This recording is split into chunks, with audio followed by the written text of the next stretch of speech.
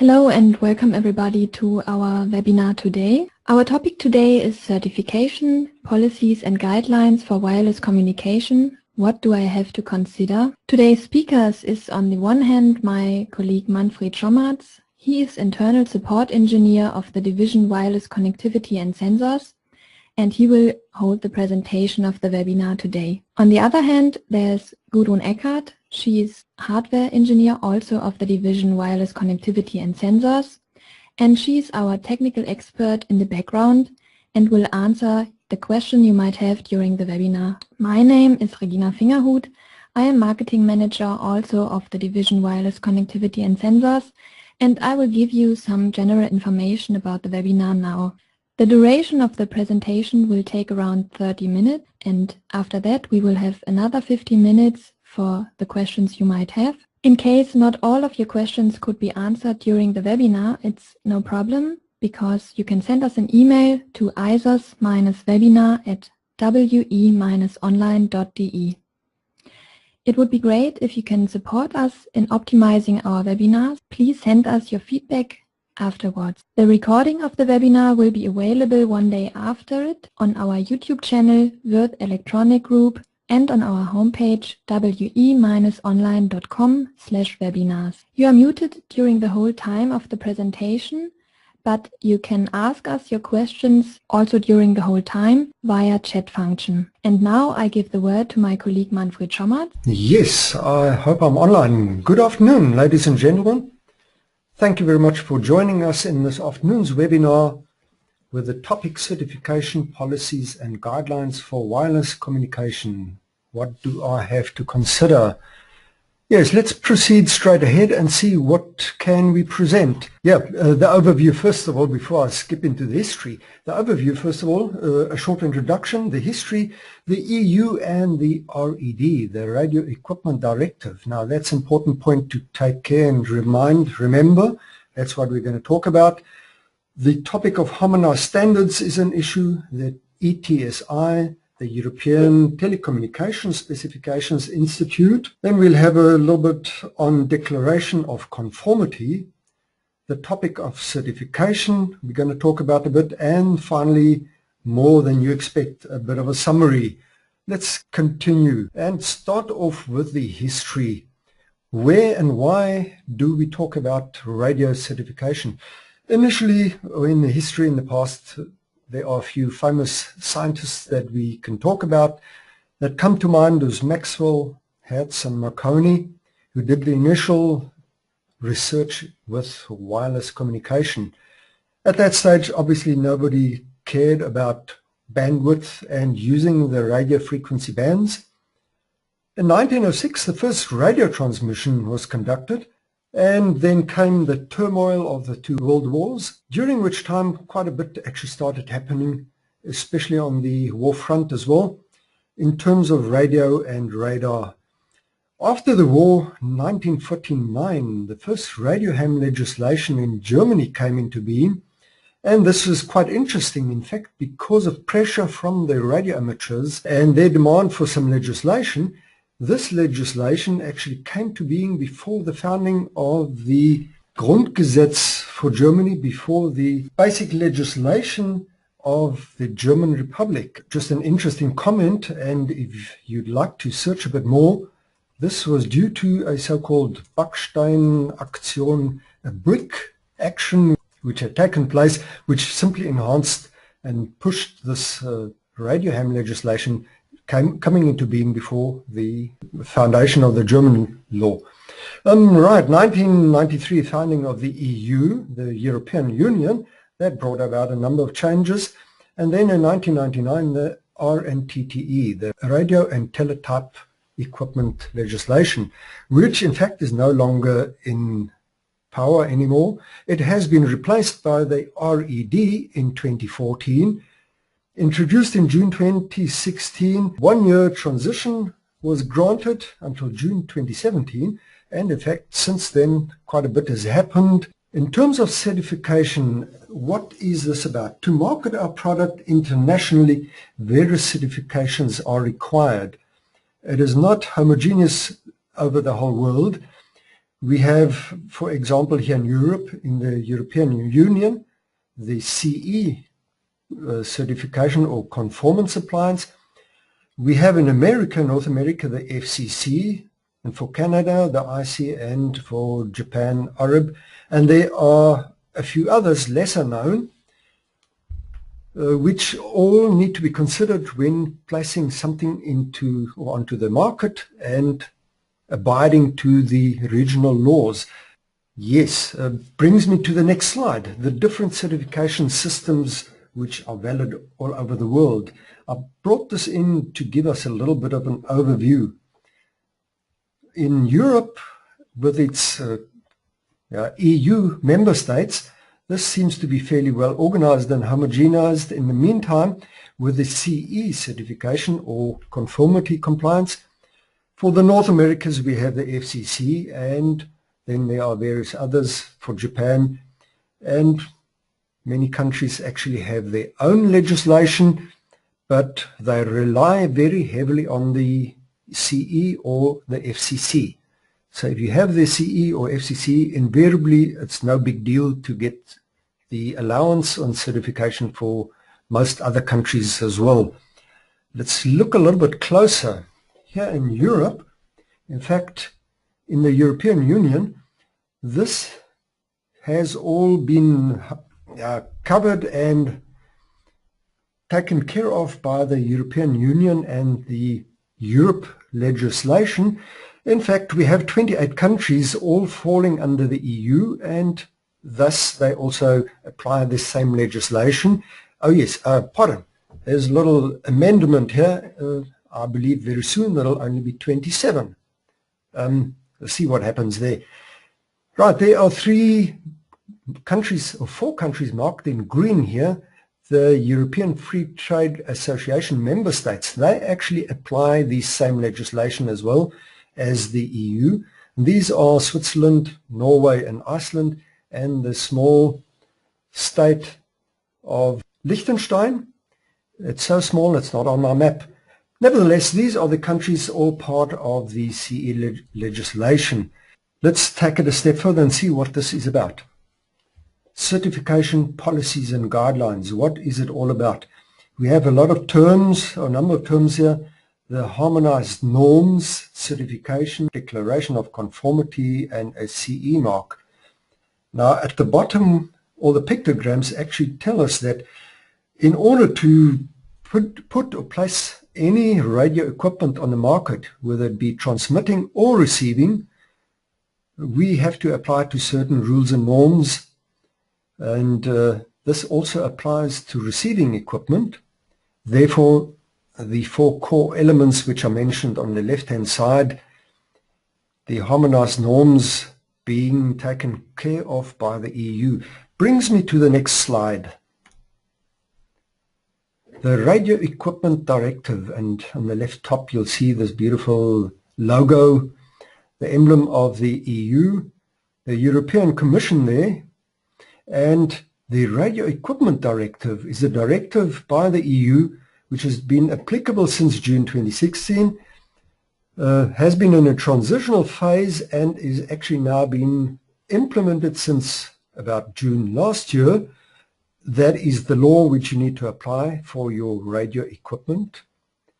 The old RTTY has been replaced and is no longer valid. These directives establish a regulatory framework for placing radio equipment on the free market, and during the transitional phase, manufacturers are allowed to place on the market some equipment compliant with the old, either the new or the old RTTE legislation. This has changed slightly, and I'll have a bit more information on the next slide. What has changed since the RTTE, the radio and teletype equipment legislation, which in fact is no longer valid? Any equipment that transmits or receives was now concerned by the RED. Frequencies below 900 kilohertz were included. Additional emphasis and terminal equipment being excluded and so forth. Right, in fact this is all old hat, and I thought I'd put a red cross across this. In fact, yes, we have the RED, Radio Equipment Directive, and legislation was a bit sluggish. At this stage, maybe a short question to Gudrun, also answering the chat questions next to me. What is relevant, or what is, relevant to the new RED and which stems from the RNTTE? Gudrun? Yes, Manfred, I already would have liked to interrupt you when you said it is an old hat. Yes, that would be the expectation that 1.5 years after the end of the transition period, this should be an old hat, but it is not. Just just in time before the end of the transition period, only the standards with the requirements for the spectrum had been harmonized and published in the official journal. So only paragraph 3.2 of the Radio Equipment Directive has been finished. And even now, for the part 3.1b, for the electromagnetic compatibility, the standards are still not harmonized. They are still as draft or final draft available. And for the safety and health, the part 3.1a, the standard has been harmonized in time, but even there, the transition period has been prolonged till end of 2020. Yes, Gudrun, thank you very much. We had some interesting comments and information here. Also, the EMC not been finalized yet, so all of these legislations are only valid once published in the official journal of the EU, and obviously in some respects they're still lagging behind. Have a look at the very next slide. I copied this out of the RED, and is probably the most important here. Article 3, the essential requirements, and Article 3.1, radio equipment shall be constructed as to ensure. Now 3.1a concerns mainly the health and safety of persons and domestic animals. 3.1b, which Gudrun just mentioned, concerns the EMC, the electromagnetic compatibility, which is probably not final. We'd have to check and see the homepage of the EU. And then the most important one here is Article 3.2. The radio equipment shall be constructed that it both effectively uses and supports the efficient use of the radio spectrum in order to avoid harmful interference. And this is obviously then described in our norms by the EU. Let's see the next slide here, the Harmonized Standard. The EU Commission is the executive of the EU and promotes the general interest of its members. And here we have the term harmonized norms are created on request by the EU Commission, which then serve all manufacturers and suppliers of radio equipment to apply and to assess the conformity to these harmonized standards, to demonstrate that products and services comply with the relevant EU legislation, harmonizing it for the whole of Europe.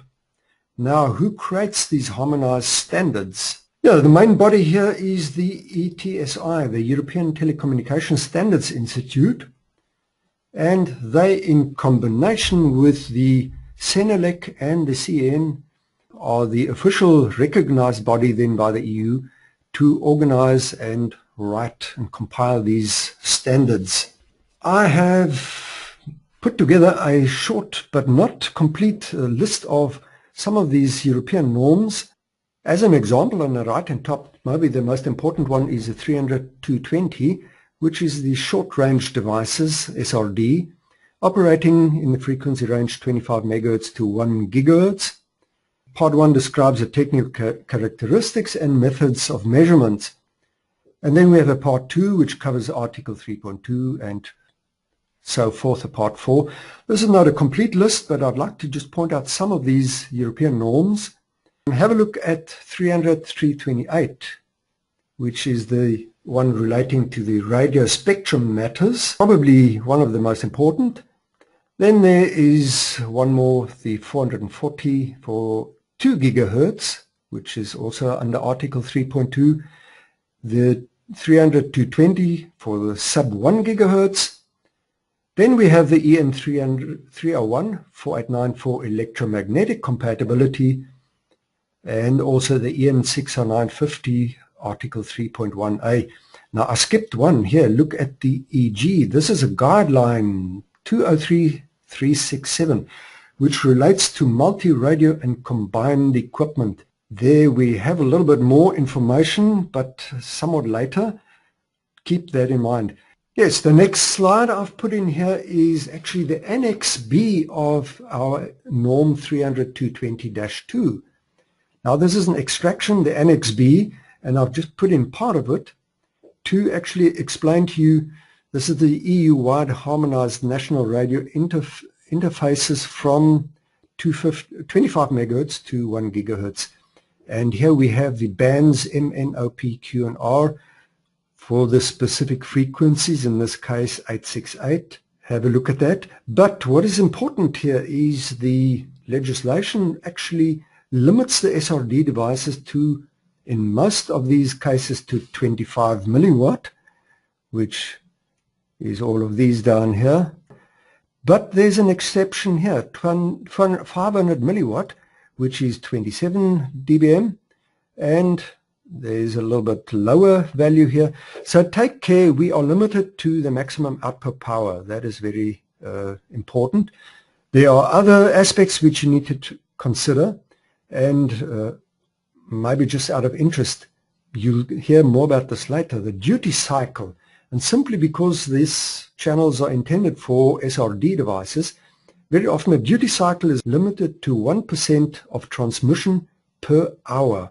Now this is always a per hour calculation. There are some exceptions, and these can be taken care of. Either the duty cycle is valid or the LBT or AFA. The LBT is a listen before talk option, or the AFA being adaptive frequency agility. This is a technique used by radio transmitters to avoid transmission in channels that are already occupied. Based on this information, the transmitter selects an operating frequency that has not yet been used to avoid interference. So in order to keep the channels open and clean so that everybody can use them reasonably, a little list to take care of, summarizing some of the 300-220 regulations. The one I skipped previously is this guideline, the 203367, and I brought that in with a specific reason, because that is also a bit of a, or has been a bit of a problem, a new one, multi-radio and combined equipment. Since RED, many devices which were initially simply known as a fridge or a radiator or a tram line or a ship or a tractor or bicycle did not fall under the RED, but now all of a sudden, because they make use of the spectrum in some other fashion, they in fact fall under the RED. And this guideline tries to give us some answers here. Now, I believe Gudrun, with her tests, has been involved. Maybe, Gudrun, could you give us a bit more information and tell us what this guideline is about? Yes, so I would like to mention that in the past, often from the test laboratories, it was propagated that putting a radio device into another device, the complete device would fall under the Radio Equipment Directive and not longer any other. So this would mean putting a radio into a car. It would no longer be a car but only a radio device. At least after the exhaust gas scandal, everybody knows that, even though the car has to fulfill some other requirements. But what is of interest for all our customers putting a radio module, what already is tested, into their end device? Do they have to retest or not? And there is some consideration to make, as in the guideline, there is a hint. If it is tested if it is put afterwards in equivalent assessment conditions, then there would be no retesting necessary. But to decide what this equivalent assessment condition, there the one who is putting the end device into the market has to consider this carefully. Yes, okay, thanks a lot, Gudrun. A lot of information here to maybe sum up, this guideline then actually provides guidance for the conformity assessment of this type of equipment, provides a guidance on how to make use of assessment already performed on each constituent product of the multi-radio or combined equipment, and to, whenever possible, identify the additional assessment necessary. It provides a guidance upon the selection of the appropriate limits and or test conditions where different limits and test conditions exist in the standards applicable to each constituent product. Therefore, yeah, the multi-radio or combined equipment. And therefore, it also helps us to avoid duplication of testing wherever possible. An interesting guideline to have a look at. Let's look at the next slide here. Yes, all our devices, in fact, have a certification or a declaration of conformity, either for the CE market or for FCC. And these you'll find in the back of our manuals.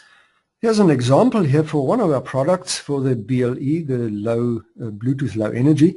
And in fact, it states or stipulates that you need to mention the manufacturer, the type of equipment, and also the norms applied to this test. And finally, you need a signature at the bottom of this as well. We also have the FCC-Compliance statement in our manuals. We have the IC-Compliance statement as well at the end of the documentation, and also finally, for most or many of our products, also the Arab Declaration of Conformity.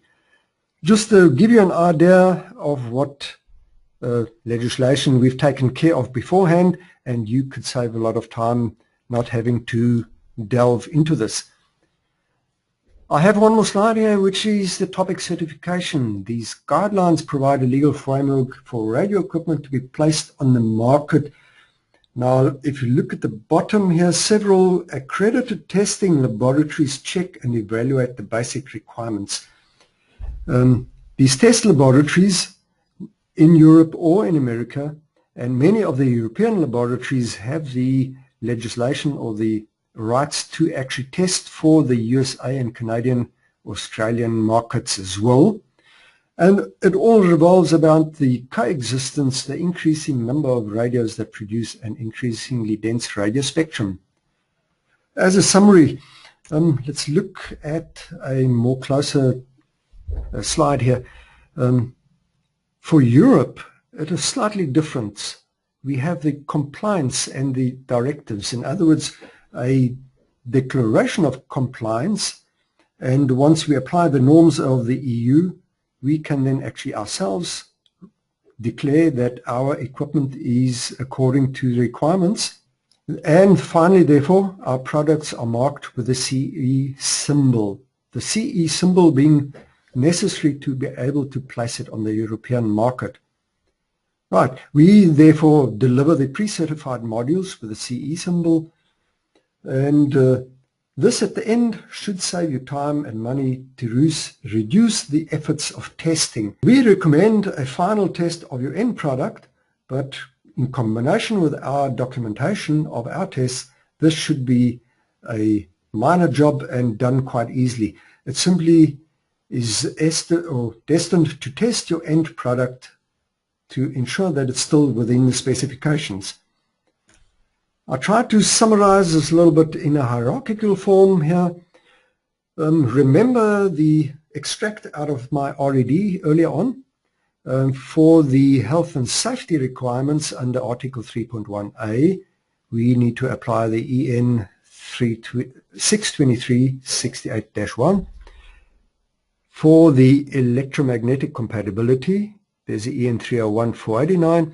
But the important one, the radio-related requirements under Article 3.2 are then governed by the EN 300-220, the most important one probably, but also 300-328 for 2.4 gigahertz, and there is also the 300-440 European norm, which is applicable here. Let's look at the FCC. They have legislation as well. Apart from the EMC and other, the radio-related rules that apply I've summarized here as well, which is Part 15.247 plus Part 15.209, which for the American market takes care of the so-called broadband, the DSSS, Dynamic Spread Spectrum Systems, or frequency hopping. If you go for a reduced power, which is also an option in here, the Part 15.249 plus Part 15.209 are applicable. A short summary in structure to show you which and what are the norms and rules that we did apply. Now the rules that we did apply, a picture here of some of our modules, and they all have RED certificates, and they have a, for that matter, then a declaration of conformity according to the RED, and we also have the FCC. A little overview of some of our modules here, but how does this all come into being? Somehow and somewhere along the line you need to test before you actually maybe send it to a laboratory. You could even do the test yourself. And for this test in-house, you obviously require a number of fancy laboratory equipment, from analyzers to signal generators and power meters. At this stage here, maybe Gudrun, you are using these devices on a daily basis. You could tell us a little bit more about what this entails. Gudrun? So as this webinar is focusing on the Radio Equipment Directive, I would only explain something about two devices. This is a spectrum analyzer, which is used to check the requirements concerning the transmitting of the radio devices. So for example, output power, bandwidth, adjacent channel power. And the second interesting device is the signal generator, as since the Radio Equipment Directive, also the receiver has a lot to be tested. This device is suites to test the receiver part. Yes, okay, lovely, thank you, Gudrun. Obviously here that with the RED, both transmitting and receiving need to be tested, and we do that in-house with our equipment beforehand, before then actually having the final test being done with a certified laboratory. These laboratories actually have very expensive and interesting so-called anechoic chambers. These are chambers which absorb all radiation either from the outside or from the inside going out. In other words, you have a very well-defined and homogeneous RF environment to test equipment, and I thought I'd put this in just to give you an idea of what such a laboratory room looks like in order to test equipment which we then place on the market. Yeah, coming close to the end, more than you expect. Our added values, and I put together here some of our points to assist you. We have evaluation boards to test our radio modules. This allows you to very simply connect it to a laptop or a PC via USB. You can address a module and do some transmission tests yourself. The same goes for our Amber Pi, which fits on top of a Raspberry Pi and a radio module on top of that.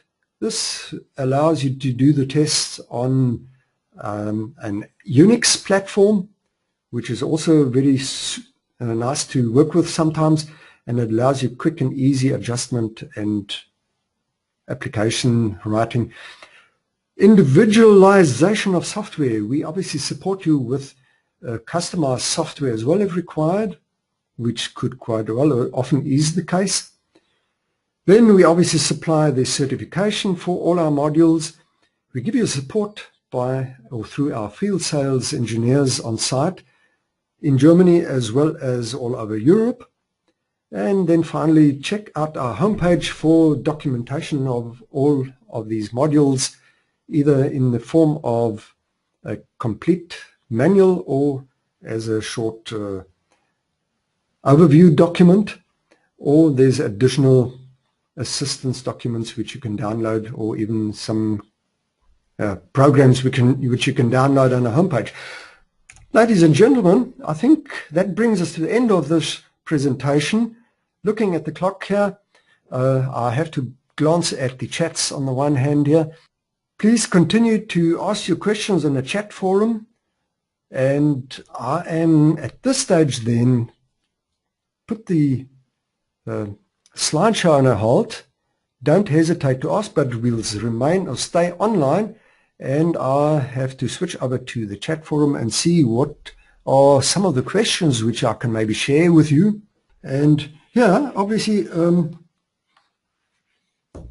one of these questions here, which is relating to the Bluetooth, what else or what in specific is required when working with Bluetooth in terms of certification?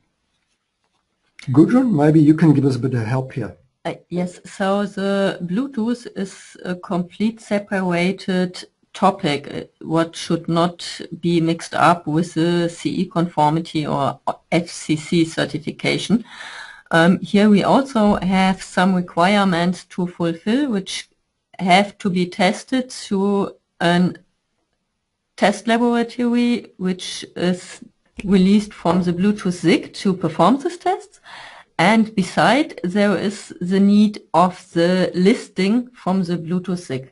Yes, okay, thank you. The listing with the Bluetooth SIG, the special interest group, is obviously important. I'm glancing down the list here. Maybe there's one more which I can share with you. The question here being, is there a simple and cost-effective possibility of a worldwide certification or conformance, a certification which is valid worldwide? Maybe Gudrun would like to add something here. Alternatively, yeah. Yes, unfortunately, there is no worldwide certification. Else I would love to certify all of our modules for the whole world. But it's more or less unique that in Europe, such a lot of countries are using only one requirement. Yes, but besides, there have to be regarded the national legislation. Yes, okay. Well, obviously we have to consider the national legislation of each country worldwide. In Europe, we have the big advantage that in the European Union, this has been harmonized and 27 countries all apply the same legislation. If you go anywhere else in the world, then obviously have a look at the legislation for the specific country. Now, I know, for instance, in Russia or in Australia, different legislation locally needs to be taken care of as well. There's one more question here which I see relating to the duty cycle, which has been mentioned earlier. Is the duty cycle of 1% valid per hour? Maybe Gudrun? So there is, it is, if not specified otherwise due to the applicant, then it is related for 1 hour, but it is possible, if it makes more sense, to define another period. If it's, for example, it is periodically sending, then you could regard only one period as it is repeated every time. So a shorter period could be considered. Okay, okay. So there is a bit of flexibility. It need not be specifically for 1 hour, but the guideline here is per hour. Yes, scrolling down the chats here, gentlemen, ladies, don't hesitate to ask. Maybe one more question which a participant has been asking here is, what do I understand under multi-radio and combined equipment? Does this combine Wi-Fi as well as Bluetooth? So under combined equipment, we understand radio device combined with a non-radio functionality. Okay, so okay. Wi-Fi and Bluetooth would be more multi-radio.